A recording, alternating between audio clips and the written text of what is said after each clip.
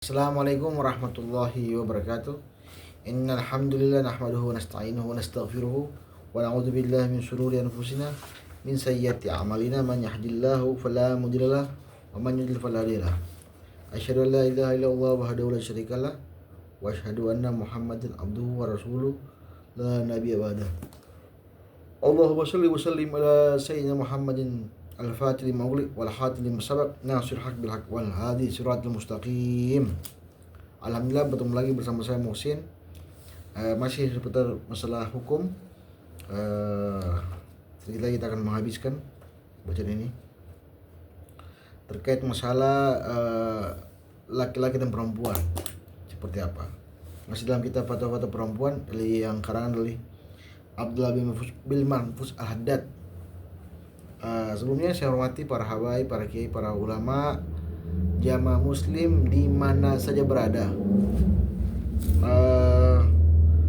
Karena kita masuk ke pasal ke-105 terkait masalah bolehkah seseorang tetangga masuk ke rumah tetangganya dan berbicara dengan wanita-wanita di rumahnya tanpa penghalang, di mana wanita itu masih muda.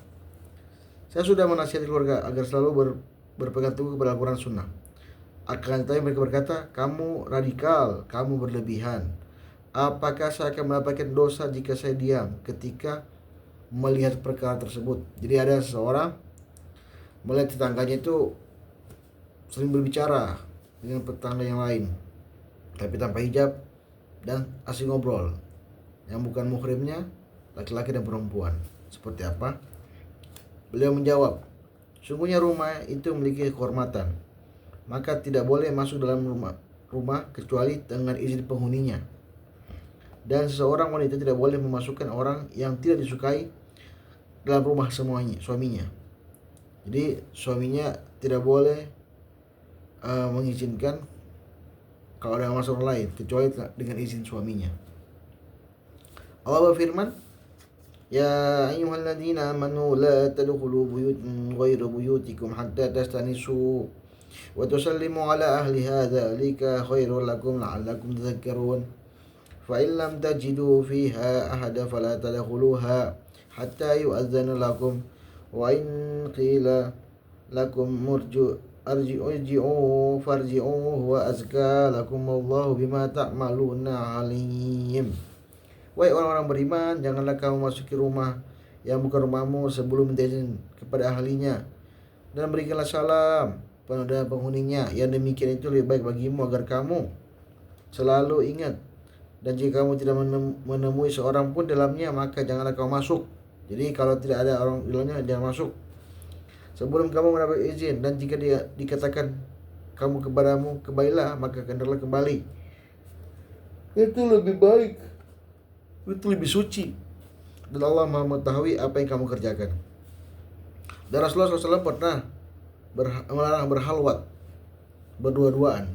Jadi Rasulullah itu pernah membuat hadis Nabi Muhammad SAW, membuat hadisnya, beliau bersabda, la yahalluna rajul wa imrah illa wa ma'aha muhrim.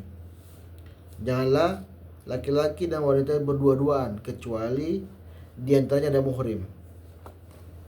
Beliau juga bersabda, alla la yakhuluna rajul bi imratin ajnabiyyah illa kana salasahuma asyaiton. Ketahuilah, tidak ada laki-laki yang berdua-duaan dengan wanita yang bukan muhrimnya kecuali itu ketiganya syaitan. Nah, itulah oleh karena itu dua hadis ini menunjukkan tidak boleh berdua-duaan. Inilah dasarnya orang-orang tidak bisa berdua-duaan, pasti ketiganya syaitan. Dari situ diambil dari Bukhari Muslim ya.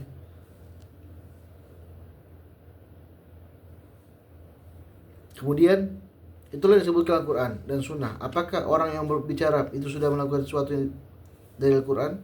Memang kalau wanita itu menampakkan perhiasan auratnya mereka untuk laki-laki, membuka mahramnya, di mana Allah memerintahkan untuk menutupinya dalam surah Nur. Nah, jadi kalau berduaan ditambah lagi membuka auratnya, Wa qul mu'minati yaghdudna min absarihinna wa yahfazna furujahunna wa la yubdina zinatahunna illa ma dhahara minha wal yadribna bihumrihinna ala juyubihinna. Dan katakanlah kepada para perempuan yang beriman agar mereka menjaga pedangannya dan memelihara kemaluannya, dan janganlah menampakkan perhiasan kecuali yang biasa terlihat, artinya telapak tangan dan wajah. Dan hendaklah mereka menutup kain kerudung di dadanya. Jika wanita-wanita itu melanggar beberapa hal yang disebutkan di maka hukumnya adalah haram. Namun kalau mereka tutup aurat, tidak menampakkan selain wajah dan telapak tangannya, maka itu dikecualikan Allah. Jadi boleh berbicara asalkan menutup aurat, boleh. Sebagaimana ditafsirkan oleh salah seorang sahabat seperti Ibnu Abbas, Aisyah, Anas bin Malik dan lain sebagainya. Maka tidak ada masalah dalam hal itu. Adapun perkara yang diharamkan ialah masuk ke rumah orang lain tanpa izin. Kemudian jika suami tidak mengizinkan, tidak menyukai masuknya seorang, maka jangan masukkan. Jika terjadi berhalwat berdua-duaan, itu tidak boleh. Jika terjadi perbuatan membuka aurat diperintahkan Allah untuk menutupinya, itu dia tidak boleh. Jadi yang pertama itu tidak boleh dalam surah An-Nur tadi, juga dalam surat An-Nur ayat 1 dan surat An-Nur ayat 27-28. Oke, oleh karena itu selain itu maka tidak termasuk dari ketentuan Al-Quran dan sunnah Rasulnya. Itu hanyalah sunnah, kebiasaan orang-orang yang radikal yang mengharamkan sesuatu yang dengan imajinasi. Dan para sahabat wanita menjalani hidup dalam keadaan seperti itu seperti orang-orang pedesaan pada umumnya, di mana mereka duduk tanpa ada hal yang melakukan. Dan sebagian mereka masuk ke dalam rumah sahabat yang lain, dan mereka tidak mengenal siapa yang keras dan kaku. Dan begitu pula generasi selanjutnya. Ada seorang laki-laki bertanya kepada Imam Malik seraya berkata, saya hanya memiliki satu ruangan di rumah, kemudian ada seorang tamu. Maka apakah saya dan istri boleh saya makan bersama tamu itu? Kata Imam Malik, boleh. Jadi kalau kita punya rumah cuma kecil, kemudian bercampur, ada tetangga kita masuk atau orang yang masuk bukan mahramnya, yang penting ada suaminya, maka diizinkan masuk. Itu boleh. Tapi dengan syarat menutup aurat.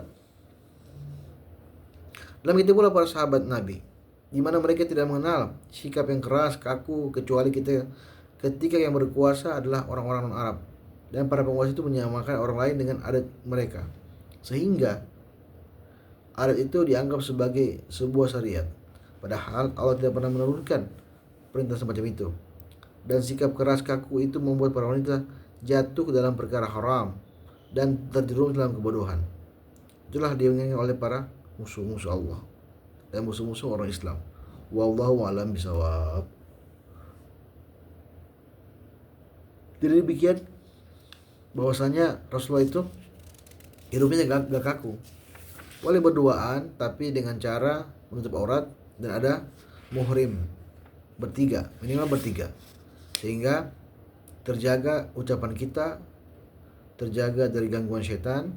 Karena sesungguhnya setan itu berbisik, yuwaswisu fi sudurin nas, dia berbisik di dada manusia, sehingga dia menyebabkan orang-orang bisa lalai atas perintah Allah SWT. Sehingga kalau seandainya kita berdua-duaan dan terjadi ketiganya setan, maka siap-siap kita akan digoda oleh setan dengan berbagai macam cara seperti itu. Sehingga kita tidak boleh sembarang memasuki rumah orang, baik yang ada perempuannya ataupun ada laki-lakinya, tanpa izin si penghuni rumah, seperti itu.